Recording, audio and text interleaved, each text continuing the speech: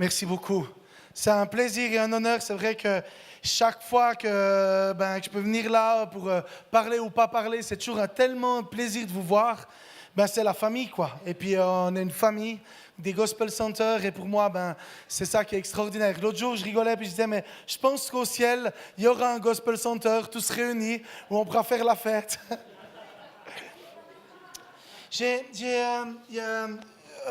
Ce que je ressentais vraiment pendant que Gaël il a vraiment parlé de ce Jéricho, il y a un verset qui dit dans Jérémie 1,12 « Car Dieu veille sur sa parole afin qu'elle s'accomplisse. » Et je crois de tout mon cœur que toutes les paroles qui ont été déclarées et prophétisées sur le Gospel Center Lausanne, Dieu va les accomplir. Je crois que Dieu a promis des choses extraordinaires sur le Gospel Center Lausanne, a mis des promesses sur cette église. Et aujourd'hui, je sens qu'il y a des verrous qui vont tomber et que Dieu va vous faire rentrer pleinement dans la destinée et dans ce que Dieu a promis pour le Gospel Center Lausanne. Et je crois qu'aujourd'hui, il y a une vague vraiment qui est venue. Pendant la louange, on l'a senti. Cette vague qui revient, c'est une vague du renouveau. Et je sens de tout mon cœur qu'il y a quelque chose qui va se passer ces prochains temps et que l'héritage qui est là sur le Gospel Center, vous allez rentrer pleinement. Et j'ai entendu des paroles qui disaient que le Gospel Center Lausanne était mort. Et aujourd'hui, de mes yeux, j'ai vu qu'il était bien vivant et que l'Esprit de Dieu était là et qu'il amenait la vie. Et vous allez rentrer pleinement dans l'héritage de Dieu qui est là pour vous. Et je déclare ça dans le nom de Jésus-Christ. Amen. Et je crois réellement que ici c'est une place où les miracles et les guérisons, où les changements de vie vont se passer. Et c'est pour maintenant. Et vous allez rentrer pleinement dans cette destinée. Il suffit d'y croire. Et on ne va pas croire le père du mensonge qui est le diable, parce que son pouvoir était tombé il y a plus de 2000 ans à la croix. Et aujourd'hui nous vivons la vie de l'Esprit de Dieu. Et l'Esprit de Dieu, il est là au milieu de nous. Et il est là ce soir, demain, et ça va continuer. Vous allez voir des choses extraordinaires. Dieu est un Dieu qui est puissant et il est là au milieu de nous. Qui c'est qui croit que ce Dieu est là au milieu de nous? Le Saint-Esprit là, vous l'avez senti ce soir? Cette vague de l'Esprit qui était là, c'est extraordinaire. Je ne sais même pas pourquoi je parle. On aurait pu continuer vraiment de l'adoration et à se laisser vivre les choses merveilleuses du Saint-Esprit qui était là. Et c'est vraiment extraordinaire. Je vous encourage à reprendre les promesses qui étaient là sur ce gospel, les réécouter et d'y croire parce que c'est maintenant. Et je suis persuadé, vous allez voir toutes les choses qui vont se passer ces prochains temps. Voilà, c'était ce que j'ai sur mon cœur, mais j'ai d'autres choses aussi sur mon cœur. Je vais partager le message et je sens que ce que je ressentais dans mon cœur quand j'ai préparé ça, c'est que Dieu m'a dit, tu sais Mika, il y a beaucoup de gens qui doivent être honorés dans cette église. Et je sens que Dieu va venir honorer ces prochains temps plusieurs personnes. Que ce soit peut-être devant ou pas devant, mais je sens vraiment qu'il n'y a qu'une bénédiction qui est là et que Dieu va venir honorer plusieurs personnes qui ont mis la main, qui a été là présent pendant des années à travailler dans l'ombre ou moins dans l'ombre. Mais je sens qu'il y a une puissance qui est derrière ces derniers temps qui va se descendre comme ça sur le gospel et que plusieurs personnes vont passer dans un nouveau, comme une nouvelle palière. Et il y a des personnes qui ont l'impression d'être qui sont restées sur place. Et le Seigneur te dit ce soir, mais tu sais, tu es resté peut-être pendant plusieurs années sur place parce que tu crois que tu es resté sur place. Mais Dieu a préparé le chemin pour que tu puisses monter encore plus haut et plus proche de Dieu. Et pour toi, Gaël et Hélène, tu sais, il y a une portion de l'Esprit de Dieu qui est là. Et ces derniers temps, je priais vraiment pour vous et je sens que j'ai vu ce soir qu'il y avait 2 anges qui est là derrière vous. Et le Seigneur me disait, mais tu sais, pour ces 2 personnes, aujourd'hui, je suis en train de les retaper, les reconstruire. C'est comme si Dieu est en train de rajuster le tir. Et c'est comme si Dieu rajustait pas le tir ces derniers temps, vous serez rentrés dans la cible, mais pas dans le milieu, le centre rouge comme ça. Et cette période que vous êtes en train de vivre, simplement, c'est le Dieu qui est en train de rajouter pour que vous fassiez un 100 points. Et je sens que l'Esprit de Dieu va venir. Il y aura des visitants, des visitations d'anges. N'ayez pas peur, vous allez vraiment surpris. Vous allez ressentir la chaleur angélique, la chaleur du Saint-Esprit se poser sur vous. Et Dieu va vous donner des révélations toutes particulières. Et je sens que des promesses qui ont été dites sur vos vies vont se passer maintenant. Et les murailles sont pour vous aussi qui sont en train de tomber. Maintenant dans le nom de Jésus-Christ. Alléluia.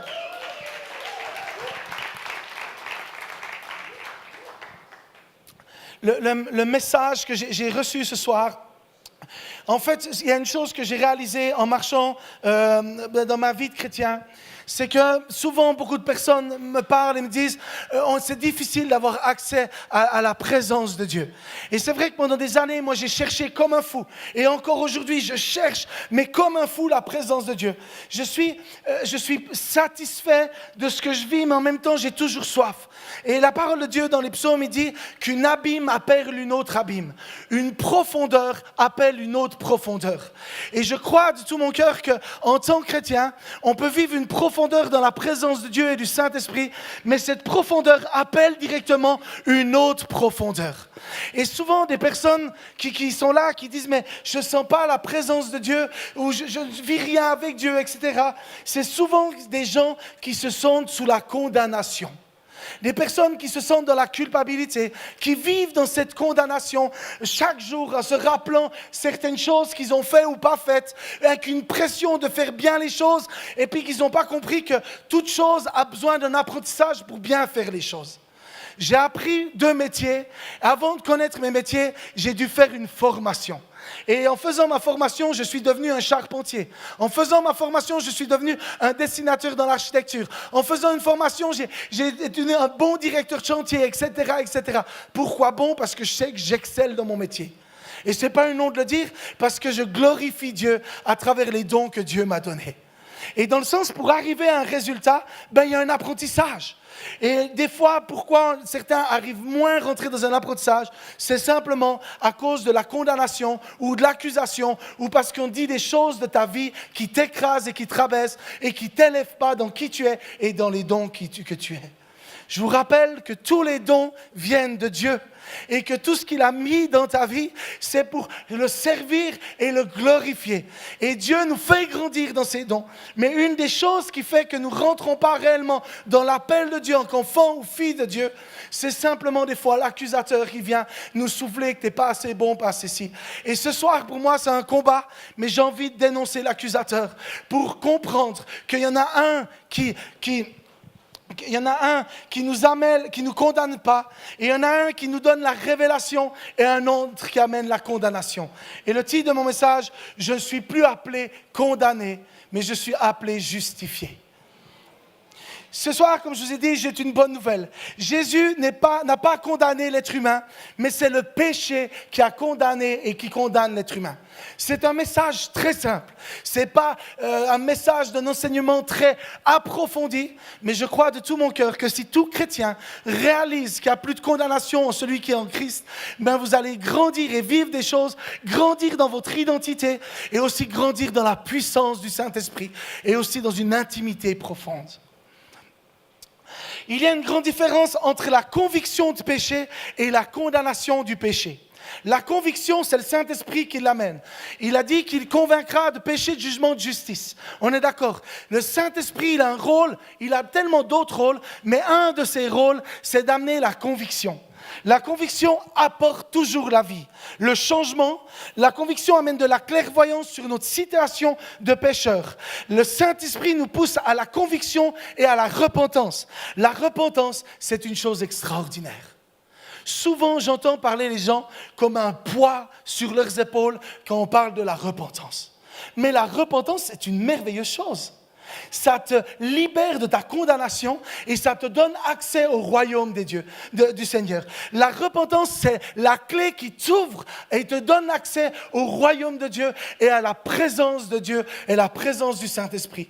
La conviction qui vient dans notre cœur et à un moment qu'on se repent, c'est au moment que nos péchés qui reposaient sur nous est pris par Jésus et qu'il les prend et les jette dans la mer de l'oubli. Et il est même dit que dans la mer de l'oubli, c'est qu'il l'oublie. Jésus, au moment que tu as demandé pardon, il prend ton péché et il le jette. Et pour lui, c'est oublié, fini. Fertig, c'est suisse allemand, je disais, c'est fini. Comment on dit? On va faire fini, quoi. Fini. J'allais dire un autre mot, mais un tout petit peu plus... Voilà, je me calme.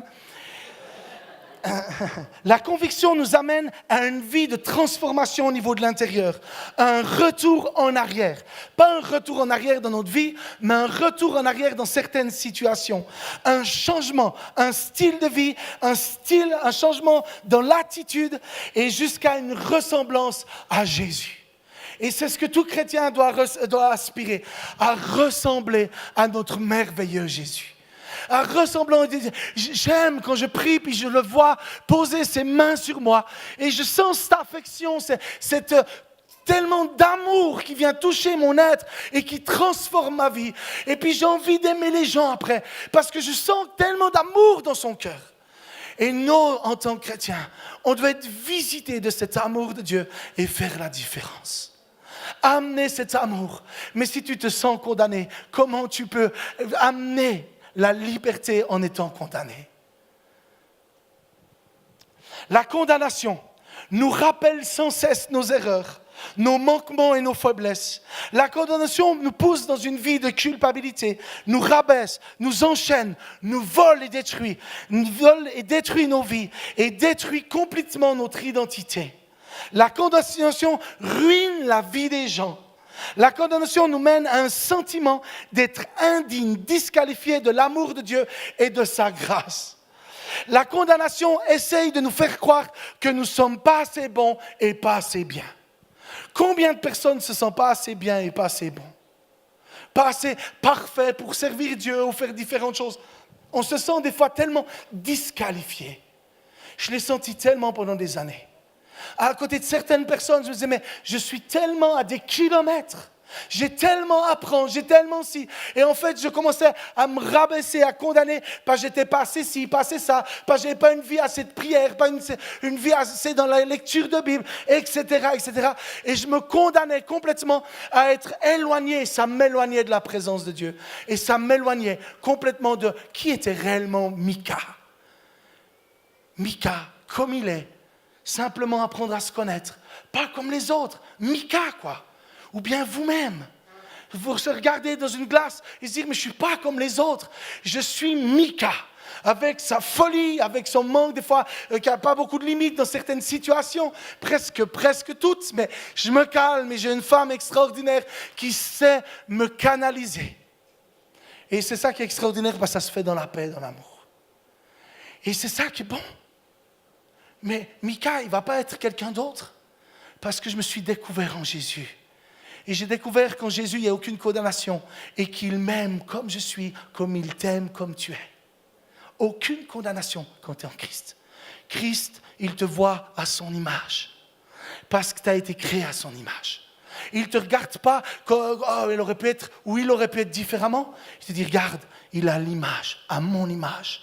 Comme je l'ai pensé, comme je l'ai réfléchi, comme je l'ai dessiné, comme je l'ai imaginé, comme j'ai rêvé qu'il soit. Satan, à travers la condamnation, essaye de nous faire vivre dans le passé, dans la défaite, pour ruiner le présent et ruiner notre futur. Il tue notre espoir et il tue notre rêve. Satan est un menteur, c'est le père du mensonge, point à la ligne. Et le seul pouvoir que Satan il a, c'est le pouvoir que tu lui laisses dans ta vie. Point. Il a été dépouillé à l'enfer et le seul pouvoir que tu laisses à Satan, c'est le pouvoir que tu lui laisses dans la vie. Point. Bien sûr, on a des choix de vie, des faits qu'on rentre des fois dans des endroits où on doit se dépatouiller, ou des fois difficiles, et des fois on rentre dans des choses parce qu'on a choisi de rentrer dans certaines choses. Mais celui qui veut nous tuer et qui veut notre mort, c'est le diable, et le seul pouvoir qu'il a, c'est celui que tu lui donnes. Et c'est une réalité. Moi, j'ai plus envie de commencer à parler de différentes choses, des choses qui ne vont pas dans ma vie, et d'en faire toujours un immense regardez tout ce qui se passe dans ma vie, c'est tellement la victime. J'ai rien contre les victimes, mais en même temps, je ne suis pas une victime. Parce que dans la parole de Dieu, il est dit que je suis son enfant. Je suis celui qui a la victoire. Et c'est Christ qui vit en moi, c'est plus moi qui vis. Je veux dire, si Christ en moi vit, je suis victorieux. Et vous savez encore quelque chose d'incroyable, encore plus incroyable, c'est qu'il est dit que le Saint-Esprit sonde les profondeurs du cœur de Dieu. Et nous sommes le temple du Saint-Esprit.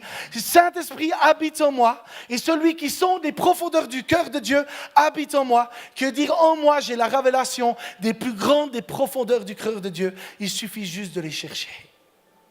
Si tu commences à chercher les profondeurs et dire Saint-Esprit, donne-moi les révélations de la profondeur, cette profondeur que tu visites, qui est le cœur de Dieu, le Saint-Esprit, celui qui donne la révélation, celui qui aime nous instruire, il va te donner ces profondeurs. Et tu vas voir que dans le cœur de Dieu, il n'y a aucune condamnation, que dans le cœur de Dieu, il y a une bonté pour ses enfants, qu'il est bon et qu'il est amour. Et j'en passe, et j'en passe, et j'en passe, car Dieu est merveilleux.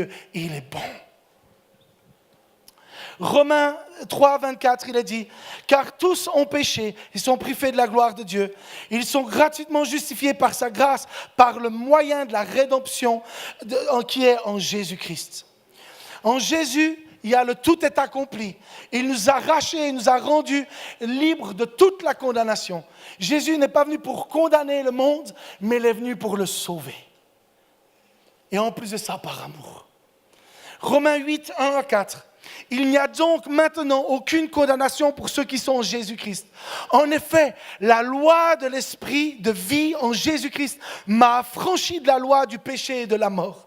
Car, chose impossible à la loi, parce que la chair me rendait sans force. Dieu a condamné le péché dans la chair en envoyant à cause du péché son propre Fils dans une chair semblable à celle du péché.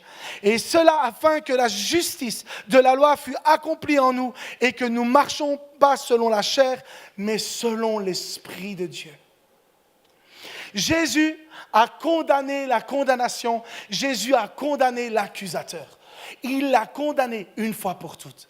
Et celui qui est en Jésus, il n'y a plus aucune condamnation. Tu es libre. Libre. Là où est l'Esprit de Dieu, il y a la liberté. Et tu es le temple du Saint-Esprit. Alors bien sûr, on a vécu des échecs, des injustices. Bien sûr, on a vécu des traumatismes dans notre vie où on a besoin de guérir. Et Dieu est là et il guérit les cœurs brisés. Il pense nos blessures et il aime prendre soin de nous. Bien sûr, on a vécu des fois des tempêtes dans la vie où on était complètement secoué, ébranlé dans notre foi. Et en même temps, on grandit dans les moments d'épreuve comme jamais. J'aime pas les moments d'épreuve, mais à chaque fois que je vis les moments d'épreuve, je peux remercier Dieu parce combien j'ai grandi dans la foi. Il y a deux possibilités. Ou tu deviens un vieux con aigri, ou tu grandis dans la foi. Ou tu commences à râler sur tes problèmes et toutes ces choses-là, et te dire, de regarder à l'échec, ou bien tu regardes à ce que Dieu fait dans ta vie, et tu vas voir combien c'est bon. Je ne dis pas que c'est bon de vivre l'épreuve, mais combien l'épreuve est bonne dans la vie d'un homme, parce que tu sois croyant ou non croyant, de toute façon tu vas vivre des épreuves. La seule différence, c'est qu'en tant que croyant, moi, je peux m'appuyer sur Jésus qui est mon roc, et lui, il m'aide. Et je peux m'appuyer sur le Saint-Esprit qui me donne des promesses pour mon avenir. Et il me dit, Mika, tu deviendras ça, et tu vas réussir dans ci, et tu auras ça, et ta famille sera ça, etc. Et je me nourris de ces promesses en me disant, Jésus, j'aurai la victoire. Et aujourd'hui, je peux voir la situation de ma vie à travers tes yeux, et j'aurai cette victoire à travers l'épreuve. Vous savez, j'ai mon apprentissage aujourd'hui, d'apprendre à voir les yeux de Jésus dans les situations de la vie. Ça, c'est mon challenge aujourd'hui. C'est mon combat. Je dis, mais Jésus, apprends-moi à voir ton regard dans les situations de ma vie. Arrête, aide-moi à sortir de la façon comme moi je regarde en tant qu'être humain, mais que je puisse avoir ton regard. Et pour ça, c'est extraordinaire, parce que ma situation, elle change. Et mon comportement dans ma tête change. Envers mes amis, ma famille, envers toutes choses.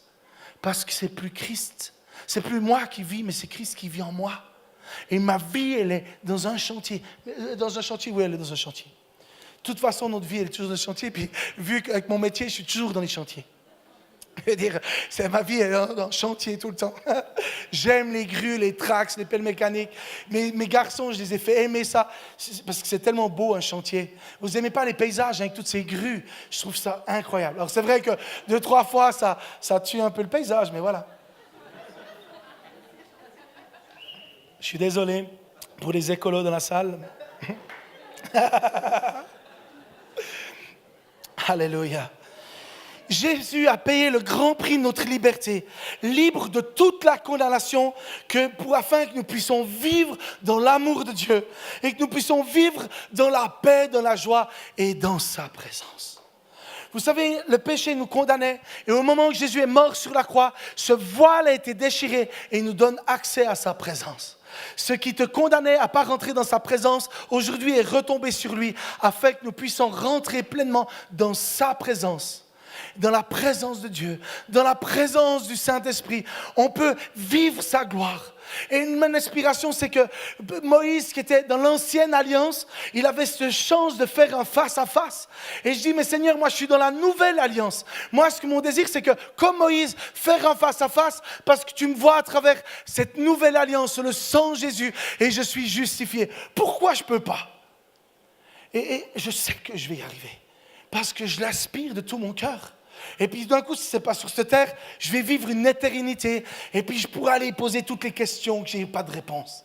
Ça va être extraordinaire. Il faut qu'on arrête d'avoir la pensée de cette terre, mais qu'on regarde à l'éternité.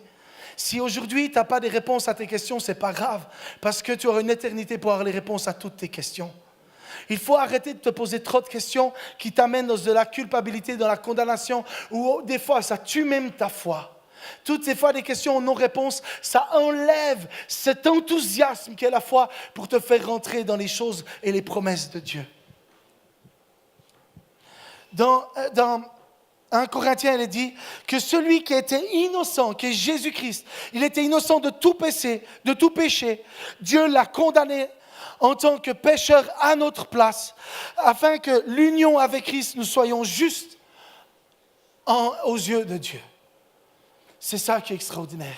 Aujourd'hui, tu es juste aux yeux de Dieu. Moi, j'aime m'entendre ça. Je dis, mais waouh, j'ai fait des grosses bêtises dans le passé, j'ai fait des bêtises encore hier, avant-hier. Vu que je suis un homme, je ne fais pas les choses parfaitement. Mais quand je m'approche de mon Dieu, Dieu me voit juste et il me voit justifié. Il me voit en tant que son enfant, il ne me voit pas condamné. Les chaînes du passé ont été brisées et aujourd'hui, je suis un enfant libre en Jésus-Christ. La condamnation, Jésus l'a prise à ma place et il l'a laissée bien loin derrière. Et aujourd'hui, moi, je peux voler comme un oiseau libre. Alors, je ne suis pas forcément un petit oiseau, c'est plutôt de courir comme un lion, je ne sais pas, ou un ours. Ça, c'est pour Alex, un ours.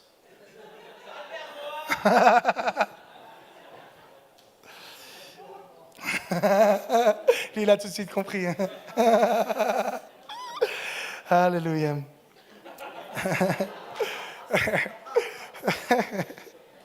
Si nous nous croyons dans une position de pécheur ou de condamné, nous allons toujours être dirigés par nos sentiments. Mais par contre, si nous arrivons à croire qu'il n'y a plus de condamnation et que nous commençons à proclamer et à croire vraiment aux promesses qui sont dans la parole de Dieu pour nos vies, à ce moment-là, on ne va plus penser avec nos sentiments, on ne va plus être des gens qui vont travailler nos sentiments, mais travailler avec l'Esprit de Dieu. Alors moi, je n'ai rien du tout contre les sentiments c'est bon. Mais les sentiments, quand ils sont dirigés par la dépression ou différentes choses, ça nous amène toujours à côté du but que Jésus a pour nous. Et c'est pas, je ne condamne rien du tout, hein. C'est juste que tu peux vivre une dépression, ce n'est pas un problème. Vraiment, il n'y a aucune condamnation. Mais par contre, j'ai combattu contre ça pendant vraiment des périodes. Mon ami Siméon aussi, il a combattu contre la dépression pendant plusieurs années. Et Jésus l'a sorti de là. Et il l'a complètement guéri, il peut en témoigner. Et aujourd'hui, c'est un homme, mais complètement différent. Et en un instant, j'étais à côté de lui, il était les bras levés, et la puissance de Dieu est tombée sur lui. Et il me dit, Mika, aujourd'hui, je suis libre de la dépression, c'est fini. Et depuis ce jour-là, tu étais complètement libre. Plus jamais eu un sentiment. Dieu est puissant et il peut te sortir de toutes circonstances. Et c'est un Dieu extraordinaire. Vivre dans le péché sous une autre conscience. Et celui-ci nous entraîne à la suite à rester dans le péché et à renoncer à Dieu progressivement. Et j'ai réalisé une chose, c'est que je me suis posé beaucoup de questions, pourquoi certaines personnes partaient complètement dans la dérive, et puis pourquoi certaines personnes crochaient à Dieu plus que tout, et une des révélations qu'il y a eu dans mon cœur, c'est que certaines personnes, ils continuent à vivre en étant conscients dans leur péché, et elles se disent, mais c'est pas si grave. Et à un certain moment, ils ne réalisent pas, et gentiment jusqu'à renoncer à Dieu.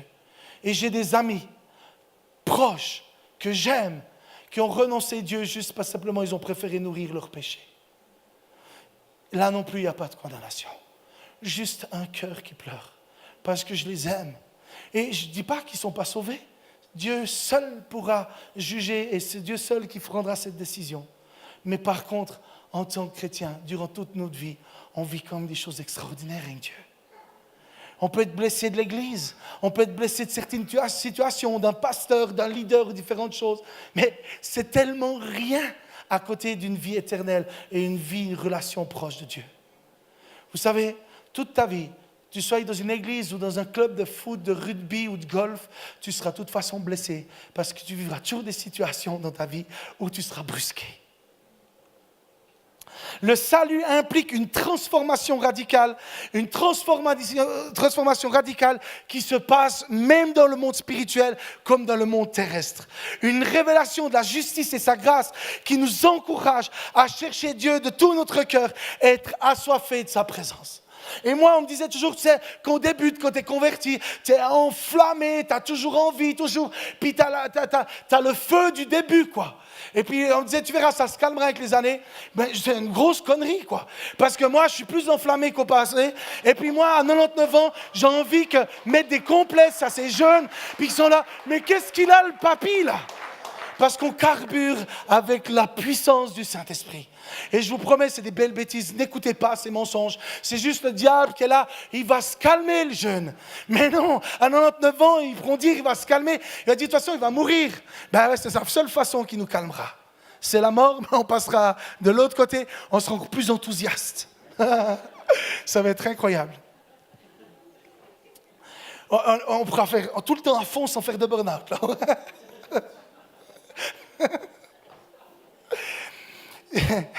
Jésus a été condamné pour nous,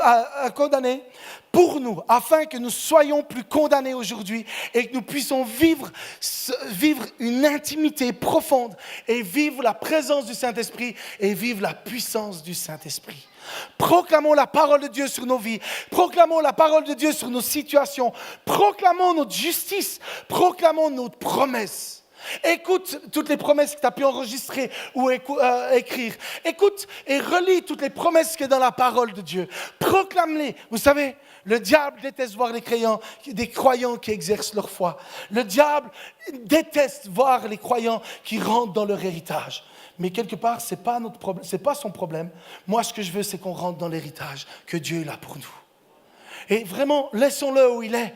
Mais par contre, lui, il va venir t'amener dans la culpabilité. Lui, il va venir te montrer des choses qui ne vont pas. Et il va toujours te ramener le passé. Et le passé, encore le passé. Le diable, il veut vraiment pas qu'on rentre dans l'héritage d'enfants de Dieu. Mais par contre, Dieu, plus que tout, il veut que nous rentrons pleinement dans cet héritage extraordinaire. Dans Proverbe 10-11, il est dit, la bouche du juste est une source de vie, mais la violence couvre la bouche des méchants. Mais les méchants périssent et les ennemis de l'Éternel sont comme des beaux pâturages, mais ils s'évanouissent et ils partent en fumée. Le salut se manifeste par la confession. Les promesses de Dieu sont accessibles à chacun de ses enfants. Alors commençons par proclamer afin que nous puissions vivre dans la vérité et qu'elle devienne vérité pour toi. Passons du temps avec Dieu, dans sa présence. Ce soir, on a vécu cette présence de Dieu.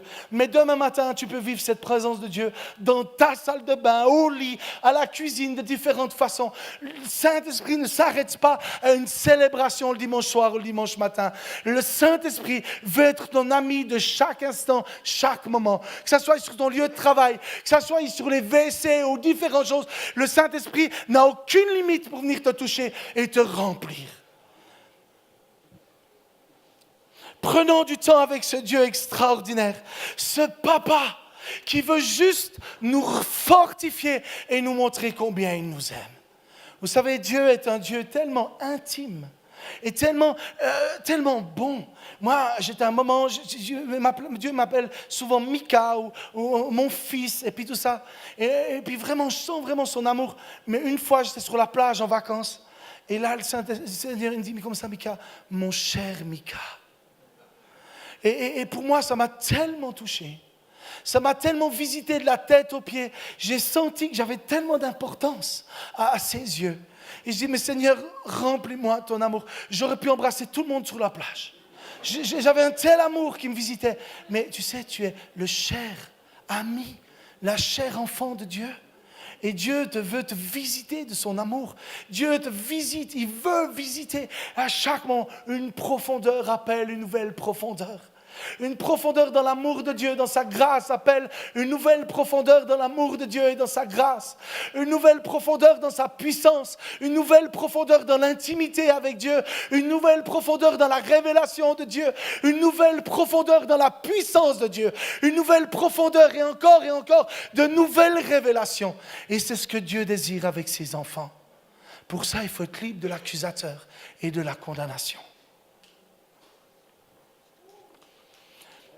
Vous savez, je vais gentiment arriver à la fin, mais j'aimerais bien vous parler d'un verset qui m'a touché profondément.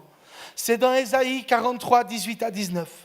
Ne pensez plus aux événements passés et considérez plus ce qui est ancien. Alors, quand j'ai commencé à lire ce verset, j'avais un problème avec ce verset. Ne pensez plus aux événements passés et ne considérez plus ce qui est ancien. Je dis, Seigneur, il faut que je comprenne là, parce que l'histoire, la Bible est l'histoire. Si tu me dis que je ne dois plus considérer ce qui est ancien et puis plus regarder au passé, il faut que j'arrête de lire ma Bible ou que j'arrête d'étudier l'histoire, la Première Guerre mondiale, Deuxième ou toute l'histoire en général. Et puis je me suis dit, mais il y a quelque chose qu'il faut que je comprenne dans ce verset. Et je suis allé chercher la base du verset dans les traductions plus profondes. Et la traduction, la base des mots, les mots clairement, c'est en hébreu. Il est dit, ne considérez plus. Arrêtez de ressasser le passé.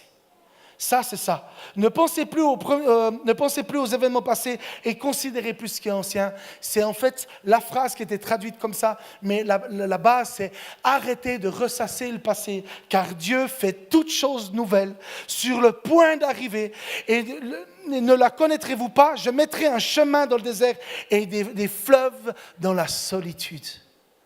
Et moi, ce qui m'a touché profondément, en fait, si nous voulons vivre réellement le nouveau de Dieu, nous devons complètement arrêter de ressasser le passé. Arrêter de ressasser le passé, ça veut dire quoi? De pardonner à ceux qui nous ont offensés. D'arrêter de toujours revenir sur des choses que telle et telle personne m'a fait dans le passé. Ou arrêter de vivre dans ce cœur d'accusateur où qu'on accuse ou de se laisser condamner. Arrêtez de regarder toujours aux choses qui n'allaient pas, puis de se dire, mais ça n'allait pas, je ne suis pas rentré dans ci, de ça, à cause de ça, etc. Et de toujours mouliner le passé. Cette personne m'a fait du mal et m'a blessé, et puis etc., etc. De ressasser constamment le passé te fait qu'à un certain moment, tu ne rentres plus dans le nouveau de Dieu. De rester sous la condamnation, sous ses culpabilités et de ne pas croire qu'en Jésus-Christ, je ne suis plus condamné, je suis libre et toujours revenir sur des choses du passé va faire que tu ne rentreras pas dans le nouveau de Dieu. Et une des clés de rentrer pleinement sans cette liberté de l'esprit, c'est déjà de pardonner à ceux qui nous ont offensés. Pardonne-nous. Comme nous pardonnons. Seigneur, pardonne-nous comme nous pardonnons à ceux qui nous ont offensés. Et un peu plus loin, il est dit que si tu ne pardonnes pas, comment Dieu pourra te pardonner? Si tu ne pardonnes pas, tu es condamné. Ça, c'est une des condamnations qui ne changera pas. C'est une réalité. Vous savez, chaque fois que je dois prier pour des délivrances ou différentes choses, souvent, ce qui coince, c'est le non-pardon. Bref, c'est le non-pardon. Et je vois, il y a des gens pendant plusieurs 20, 30 années qui sont toujours au même stade, toujours avec les mêmes problèmes. Et puis quand tu leur dis, mais ce qui bloque, c'est ça, pardonne, ça, jamais. Si tu ressasses continuellement ton passé, tu ne rentreras pas dans le nouveau de Dieu. Et tu resteras toujours sous cette condamnation. Quand tu rentres, quand tu reconnais Jésus-Christ comme Seigneur Sauveur, tu n'es plus appelé pécheur, mais tu es appelé juste, tu es appelé pur, tu es appelé saint, tu es appelé mon enfant, mon fils, justifié. Jésus a tout porté ce qui te condamnait. Toutes choses qui te condamnaient, Jésus les a prises et les a portées. Et même si vous péchez encore, ne vous condamnez pas. Vous revenez à la croix, demandez pardon à Dieu, déposez les fautes que vous avez faites. Soyez purifiés par le sang de Jésus. Ce sang puissant qui nous lave de toutes nos fautes et qui nous libère de tous les péchés que Jésus a portés. Que ce soit les anciens, les péchés présents ou les péchés futurs. Tous, déjà, Dieu les a pardonnés et abolis. La seule chose qui te condamne aujourd'hui, c'est si tu ne reconnais pas que tu es pécheur et tu veux rester dans ton péché. C'est la condamnation qui fera que tu seras éloigné de l'amour de Dieu. C'est cette condamnation qui va faire que tu n'iras pas vivre une éternité dans le royaume de Dieu. Mais quand tu reconnais que tu as fait des fautes, et c'est la plus belle chose, c'est extraordinaire. Moi, j'aime demander pardon à Dieu. Quand je fais une faute, j'ai dû travailler sur moi-même pour reconnaître mes erreurs et mes fautes. Combien de personnes, quand tu parles d'une erreur à une personne, que ce soit professionnellement ou pas, ils se font un blocage et ils vont réussir même à te manipuler pour te faire croire que c'est encore toi l'erreur. Ou bien qu'ils vont commencer à trouver des excuses simplement lui dire, ben oui, c'est vrai, j'ai fait une erreur. Pardon, Seigneur. Ou j'ai fait une erreur, mon garçon, je te demande pardon. Nombre de fois que je me suis mis à genoux devant mes garçons, mes 3 garçons, puis je leur ai demandé pardon en disant, mais vous savez, papa, il était un peu tendu ce soir et il vous est fâché envers vous et c'était injustifié. Je vous demande pardon parce que ce n'était pas juste. C'est juste papa qui était fatigué puis il a réagi trop fortement. Pardonnez-moi mes garçons. Ou bien à mon épouse. Mais de reconnaître ses torts, mais ce n'est pas une catastrophe. Ça nous donne accès à ce merveilleux Seigneur. De reconnaître qu'on est pécheur, mais c'est extraordinaire. Ça nous enlève de la condamnation. De pardonner à ceux qui nous ont fait du mal. C'est magnifique. Ça te libère. Vous savez, quand j'étais gamin, j'avais 11-12 ans comme ça. J'étais fan de hockey, j'aime toujours le hockey. Et je suis rentré un jour dans une patinoire et la patinoire était fermée. Et cette patinoire, il y avait le concierge de la patinoire et il m'a dit, viens, je vais te faire visiter toute la patinoire, on a de la chance. Aujourd'hui, c'est fermé au public, que dire, tu as toute la patinoire pour toi. Et il m'a fait visiter la salle des machines et ce jour-là, je n'ai pas compris pourquoi il avait fermé la porte derrière moi. Et il a touché à ce petit bonhomme qui était moi il y a quelques années. Et bref, on va pas aller plus loin. Et ça a complètement détruit ma vie. Mais à un certain moment dans ma vie, j'étais en face de la réalité et j'ai dû pardonner à cet homme. Où j'en voulais à mort, parce que je suis plusieurs fois allé avec un couteau dans la poche et il n'était jamais là parce que je voulais le planter. Mais à un certain moment, j'ai dû pardonner à cet homme. Et j'étais en face de la réalité. C'est où je reste toujours avec de l'amertume et de la rancœur dans mon cœur, ou bien je pardonne à cet homme et que je serai libre complètement. Et au moment que j'ai pardonné, la liberté est venue dans ma vie. Et j'en passe. Il y a plein d'autres choses qu'on a pu vivre dans la vie. Mais vous savez, il n'y a plus de condamnation pour celui qui est en Christ. Aujourd'hui, tu peux vivre libre.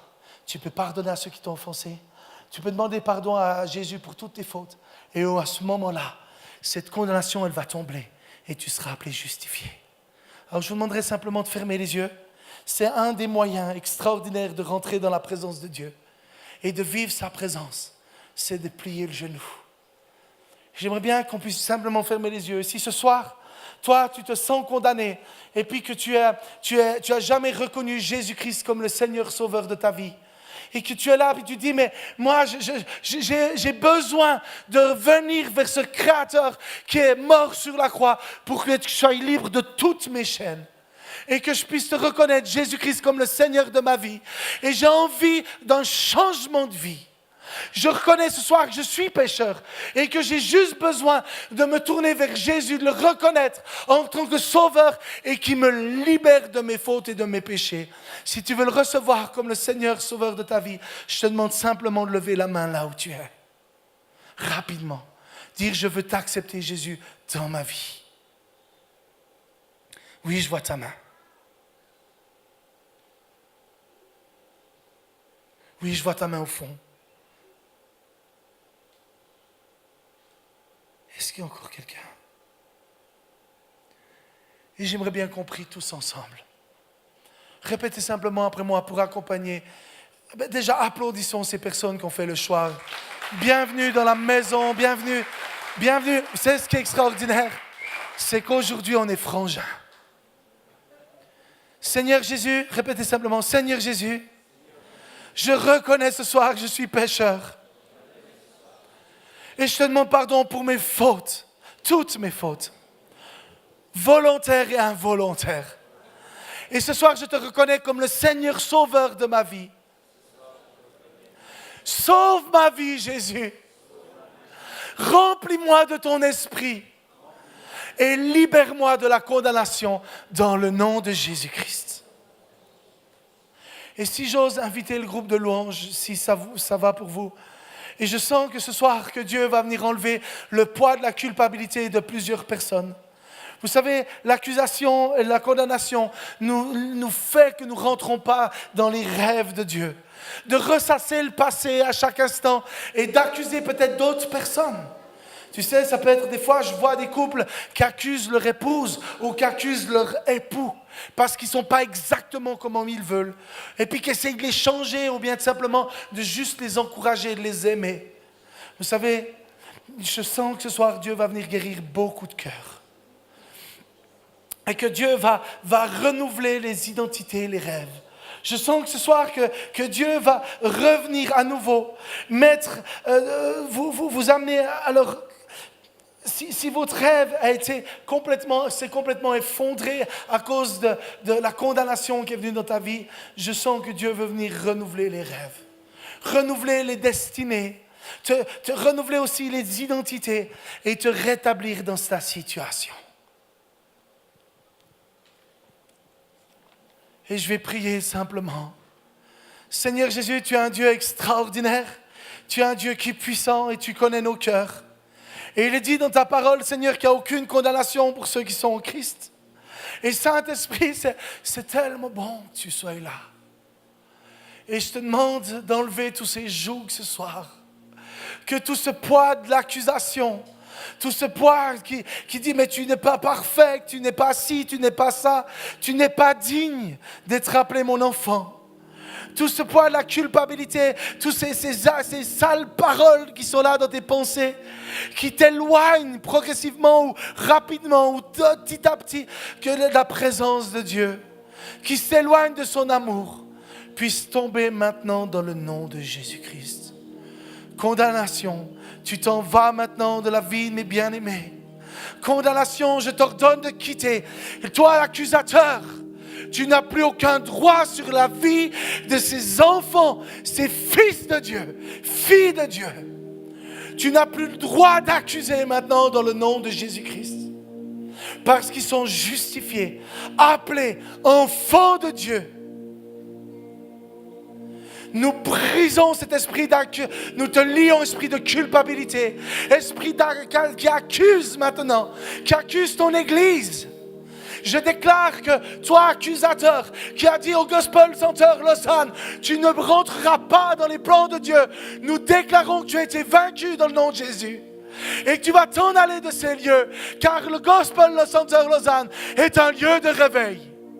Un lieu où la puissance de Dieu va venir, où il y aura des miracles, des résurrections, des guérisons, des restaurations. Et je déclare que Ésaïe 61 est pour ce Gospel Center, où des vies vont être restaurées, rachetées, arrachées des chaînes. Toi qui as accusé cette Église, qui as accusé chacun de ses enfants, nous déclarons que maintenant tu as été vaincu. Et que Jésus-Christ règne en Seigneur ici dans ces lieux. Saint-Esprit, tu es le bienvenu au milieu de nous. Et tu as toute ta place. Et je te demande de toucher les personnes, une après l'autre. Sauf Saint-Esprit, sauf Saint-Esprit. Levons-nous tous là. Le Saint-Esprit, il est là. Si tu as envie d'être touché par l'Esprit de Dieu, d'être renouvelé dans ta personne, dans qui tu es, d'être complètement, je sens que vraiment le Saint-Esprit, il est en train de rétablir beaucoup de personnes et des situations. Saint-Esprit, souffle. Manifeste-toi maintenant dans le nom de Jésus. Viens guérir les cœurs brisés. Viens toucher les personnes qui ont été complètement meurtries, Jésus. Viens aimer. Je déclare et je mets en lumière le rejet. Et je déclare, toi, rejet, tu t'en vas parce que le peuple de Dieu est pas rejeté, mais adopté par Dieu et aimé de Dieu. Et en même temps que Dieu est en train de souffler, je sens qu'il y a des guérisons qui sont en train de passer dans les rangs. autant intérieurement, mais je vois un genou complètement être restauré, des chevilles, je vois une nuque, des poignets, différentes choses, maladie du sang, toute infection, tout ce qui est, eczéma maintenant. Je vois des personnes, qui sait qu'il y a de l'eczéma ici, qui veut être libre ce soir? Qui sait? Faites-moi juste un signe qu'il y a des personnes qui ont de l'eczéma. Je déclare maintenant que tout eczéma s'en va de ces corps et je vous déclare guéri dans le nom de Jésus. Commencez à faire des gestes par la foi, des choses que vous n'arrivez plus à faire.